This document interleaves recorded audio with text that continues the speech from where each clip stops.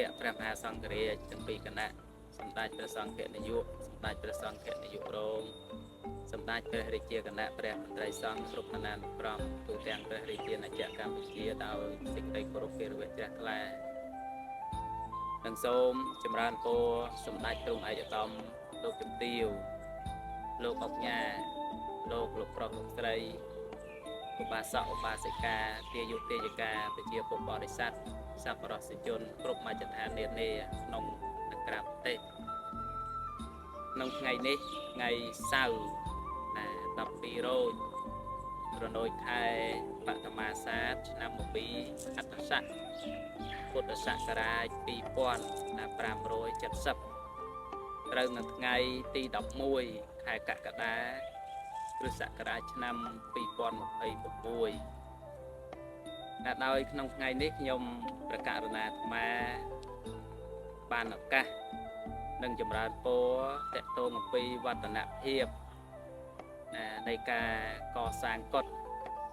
ពុទ្ធណងនៅក្នុងទីអារាមវត្តសិរីមង្គលទួលដំបងស្ថិតនៅភូមិជុំសខាងត្បូងឃុំសឹងសុកសំរោងខេត្តតាកែវដោយការកសាងកុដិនេះបាននឹងកំពុងកសាងពេលបច្ចុប្បន្ននេះបាន50% ហើយ50% ហើយដោយមានការខ្វះខាតផ្នែកដំបូល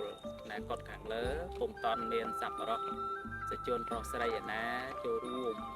ជួយឧបត្ថម្ភគាំទ្រក្នុងការកសាងដំបូលកុដិមានចំនួន250 ម៉ែត្រការ៉េក្នុងនោះ1ការ៉េតម្លៃ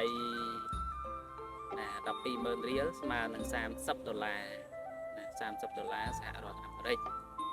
អាស្រ័យដោយបានទូលប្រកេននិងចម្រើនពរជូនសម្ដេចទ្រង់ឯកឧត្តមលោកជំទាវលោកអុកញ៉ាលោកប្រុសលោកស្រីឧបាសកឧបាសិកាទាយុទាយិកាសប្បុរសជននានាក្នុងនិងក្រៅប្រទេសមេត្តាត្រេកអរអនុមោទនាបុណ្យកុសលចូលរួមជ្រះថ្លាតាមនិស្ស័យជ្រះថ្លារៀងខ្លួនដោយក្នុងថ្ងៃខាងមុខខ្ញុំប្រកាសអាត្មាជាមួយលោកអាចារ្យគណៈកម្មការពុទ្ធបរិស័ទចំណុះជើងវត្តរួមជាមួយញាតិមិត្តបធរគ្រប់មជ្ឈដ្ឋាននានានិងប្រពើពិធីបុណ្យការប្រាក់សាមគ្គីដើម្បីប្រមូលបច្ច័យកសាងដំបូលកុដិខាងលើ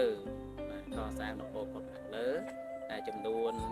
250 ម៉ែត្រការ៉េក្នុង1ការ៉េតម្លៃ120000 រៀលស្មើនឹង$30ហើយកម្មវិធីបុណ្យនឹងប្រព្រឹត្តទៅនៅក្នុងថ្ងៃអាទិត្យ3កើតខែស្រាបឆ្នាំមមីអត្តស័កពុទ្ធសករាជ2570ត្រូវនៅថ្ងៃទី16ខែសីហាឆ្នាំ2026វេលាម៉ោង7ព្រឹកប្រគេនជាគូដល់ព្រះសង្ឃម៉ោង8សប្បុរសជនចាស់ការប្រាក់ដង្ហែមកកាន់វត្តម៉ោង9កន្លះដង្ហែការប្រាក់ប្រតិសិនជុំវិញព្រះវិហារតម្កល់ទីដ៏សមគួរកន្លែងប្រពៃពិធីបុណ្យ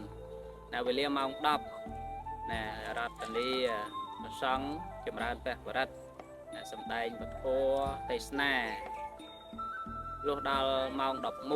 11វេចង្ហាន់នឹងការប្រាក់ប្រគេនដល់ព្រះសង្ឃជាកិច្ចបញ្ចប់កម្មវិធីបុណ្យញោមពុទ្ធបរិស័ទទាំងអស់ឲ្យជួបប្រទះនៅពុទ្ធពរព្រះទាំងឡាយ4ប្រការគឺអាយុវណ្ណៈសុខៈនិងពលៈ8ភ្លៀងភ្លាតឡើយសុខហោបញ្ញសៈឧចយោការសន្សំបុណ្យរមែងនាំមកនៅសេចក្តីសុខសូមអនុមោទនា